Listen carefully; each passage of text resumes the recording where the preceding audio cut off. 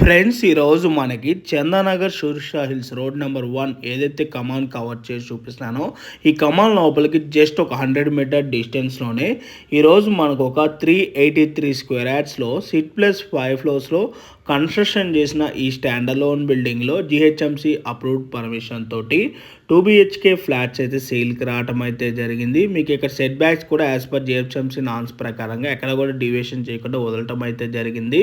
Present ఇప్పుడు మీకు వీడియోలో కవర్ చేసి చూపిస్తున్న ఈ ఫ్లాట్ సైజ్ వచ్చేసి 1250 SFT అండి. ఫేసింగ్ వచ్చేసి నార్త్ ఫేసింగ్.